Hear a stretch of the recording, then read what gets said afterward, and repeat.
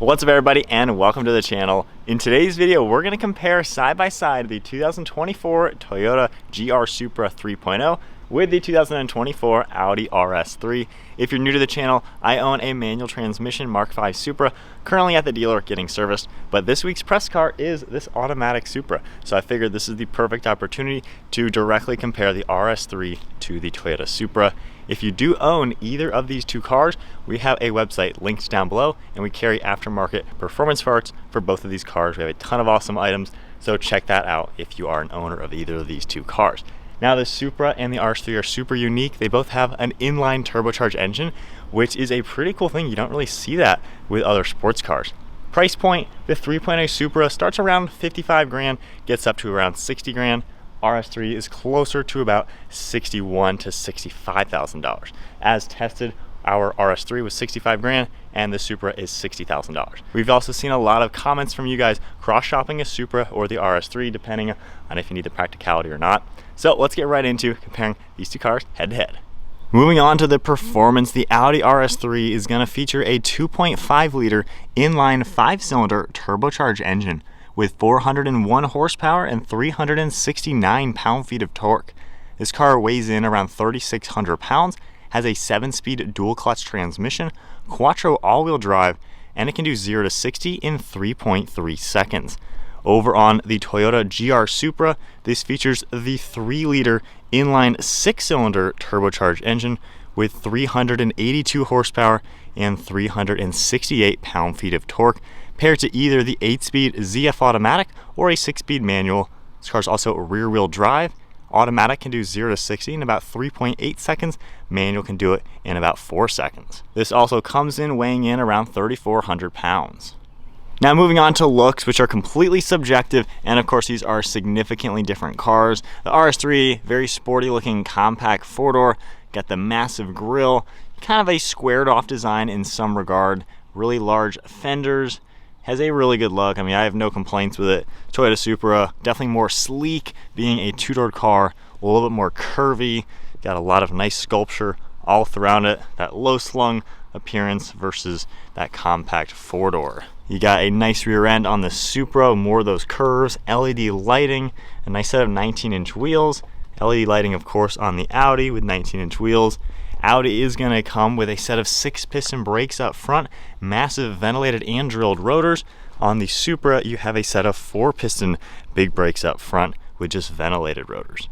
So both are going to offer quite a lot in performance and style.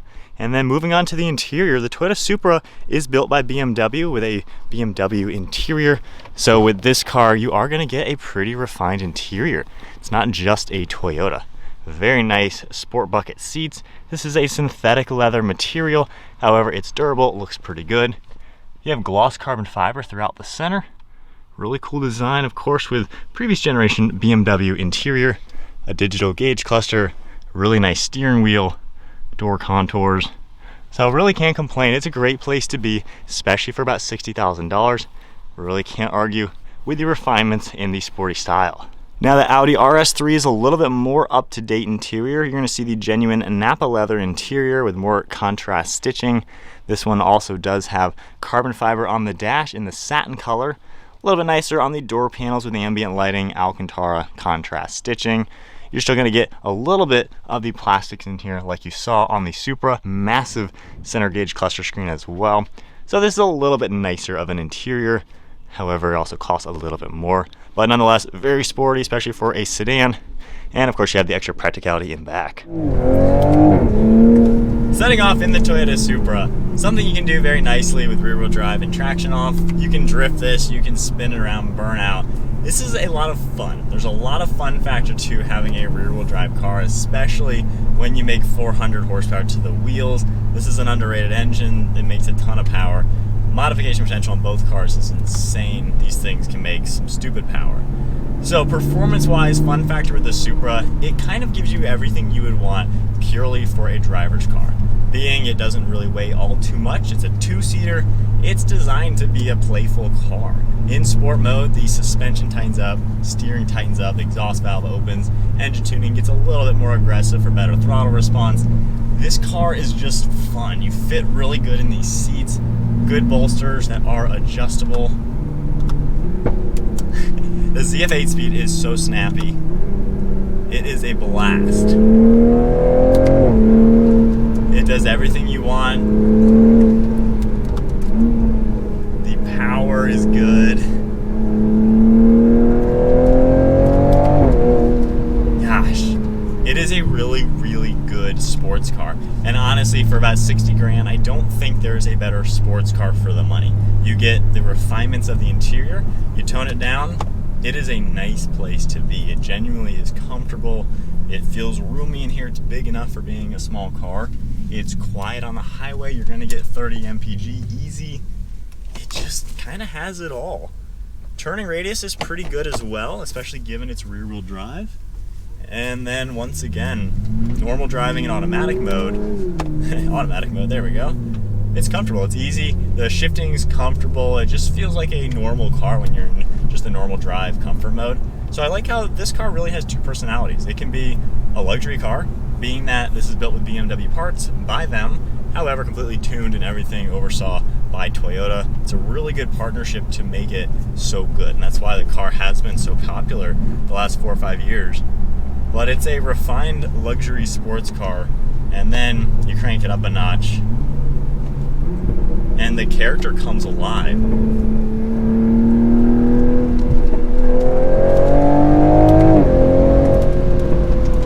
Gosh, the transmission is so fast. It is so fun to hit those paddles. Now you also can get the 6-speed manual, which is the car I own. If you love 3 pedals, I mean, the manual is amazing. It's one of the best manuals out there, and it gives you that rolling through the gear sensation, just a fun factor.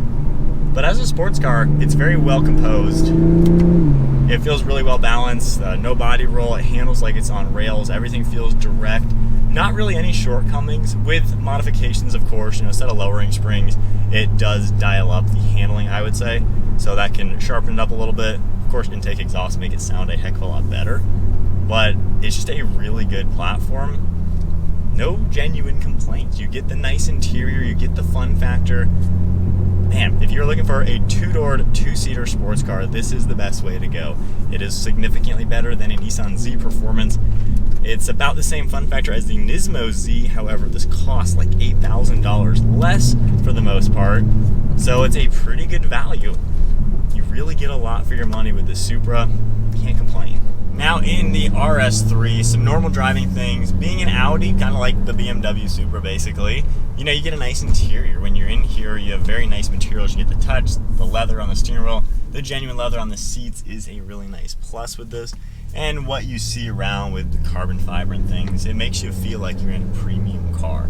So I really like how both of these cars, being premium brands at the end of the day, they're made of nice materials, and at least being around 60 grand, they feel every bit the price they go for. So I think they've done a great job with both cars being to where they feel like they're worth the value. Now, this one has even more drive modes than the Supra. You can still adjust all of that fun stuff. You have RS Individual, RS Performance, Comfort, Dynamic. You can adjust the torque splitter in this one, so you can make this rear-wheel drive bias. You have suspension, steering, engine sounds, traction control. So basically all the modes you're gonna want. So in comfort mode, it's very nice in here. A little bit more refined feeling than the Supra. The Supra, you will hear like the tires kicking stuff up a lot more.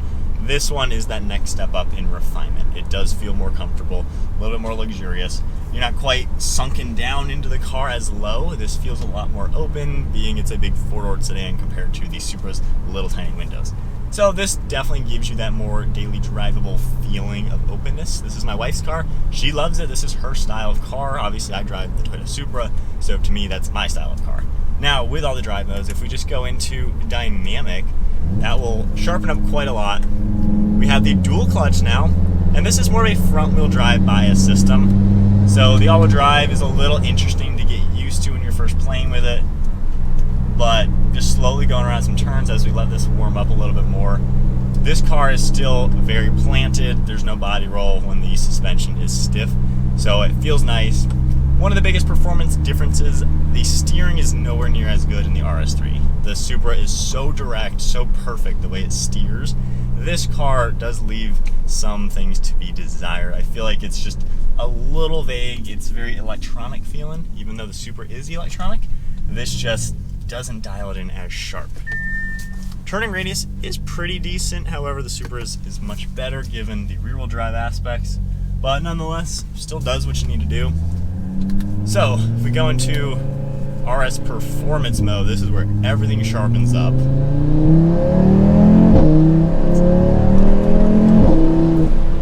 It's hard to tell a difference in shifting speed versus this dual clutch and the ZF8 speed. They are both lightning quick. Brakes are powerful in this car. Steering still is good. I mean, this car does handle very well.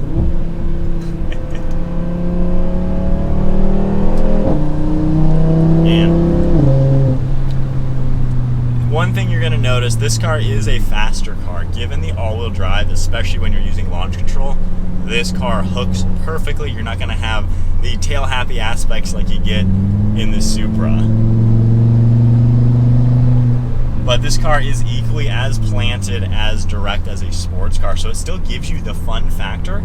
I'd say just the biggest difference in performance is just going to be the Supra is going to handle a little bit better, a little bit tighter. It's going to be more fun to go through the tight turns. This car with the all-wheel drive is going to be a little bit more fun for the straight line speed. It's got the traction, it's got the launch to where you want to just pin it 0 to 60, 0 to 100 and just go in a straight line like crazy. This car has the benefits. So they're very, very comparable given similar performance, similar prices, stuff like that. But those are probably the biggest things. All-wheel drive car just is going to be better in that straight line delivering power. But they both have snappy transmissions if you go for the paddle shifting ones. Of course, no manual transmission for the RS3. But if we go ahead and play with this one, go to the RS Torque Rear, we'll hit activate that. That does make this car more rear-wheel drive biased, but if you want the extra practicality and maybe safety from all-wheel drive, you know, this car is going to give that to you.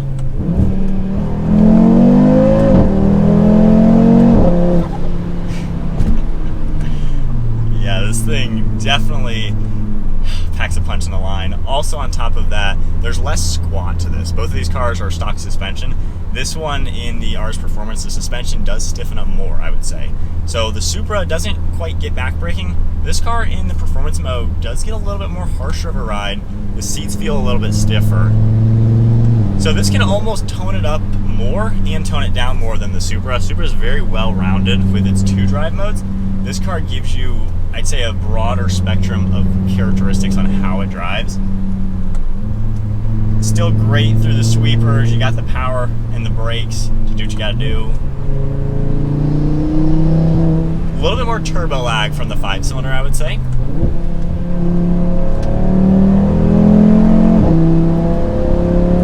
But it carries itself around a turn with the all-wheel drive. So you can drive this a lot differently.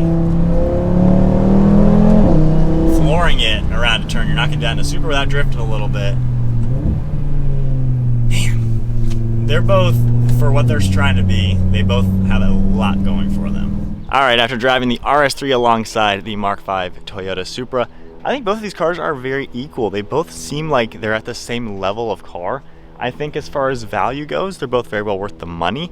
You're going to get nice refinements for the interior on both cars. So for a $60,000 to $65,000 car roughly, you're going to get a car that feels nice. It's a good place to be behind the wheel of each of these with nice materials, nice technology, really good ride quality. For performance, you know, you get all the fancy stuff, adaptive suspension, steering, the exhaust changes, the tuning changes, all those fancy things are in these cars. That is really good to see for the money. On top of that, the performance themselves. I mean, the Supra handles on rails. It is amazing taking turns. It's a blast with the 8-speed. It's an even more blast with the 6-speed manual. The rear-wheel drive lets you get tail happy, so it's a truly fun car. The RS3 still gives you that fun, exciting factor, but it gives you a little bit more of that taste of a serious car with all-wheel drive to where launch control is insane. You can just rip it in a straight line. Still handles great. You're able to tone this car up to where it's pretty hardcore when you're in RS performance mode. I think the happy medium between these two cars, a BMW M2. If you basically want these cars, you don't mind spending closer to 70 grand, the M2 kind of gives you the blend. It's got 2 doors but back seats, insane power, all the fun stuff, all the tech, all the refinements. If you want it to be a little bit more cost effective, the M240i, again, similar body style, but you get the blend between the two cars at a lower price point, and it's a little softer. But as two cars, it's hard to really pick. Personally, I would pick the Supra because I like the handling. It's just a blast to just rip through the turns, way fast, it's got everything you need. But if you do want practicality, I think the RS3 would be the best way to go if you want a Supra in a true 4-doored car. If you're kind of on the fence of practicality, I think an M2 or the 240 would be a cool option. But these two, I think, are really, really close. Just depends. Do you want the practicality with true 4 doors and the all-wheel drive? Or do you not need practicality and want the rear-wheel drive? So those are going to be the two biggest things. Just the drivetrain layout and the vehicle's layout itself are going to be kind of the deciding factors of which car you would pick. So that's kind of my thoughts. My wife's driven both of these, of course. You know, she knows these cars inside and out. Same sort of opinions. So if you're in the market for a fun sports car around $55,000 to $65,000, just depends on the layout you need. I think both of these are going to give you all the excitement, all the refinements, and all the tech. So there you guys go, comparing the Supra to the RS3. Comment below, let me know your thoughts. What do you think the best competitors to these cars are, and what do you think the best alternative to each car is? If you want a Supra but need practicality, this is a good way to go. Of course, the M2 is a great way as well. If you want the RS3 but you don't need the practicality, Supra is going to give you a lot of fun. So that is it. Hope you enjoyed the video. If you did, give it a thumbs up, hit that subscribe button, and I'll see you all in the next video.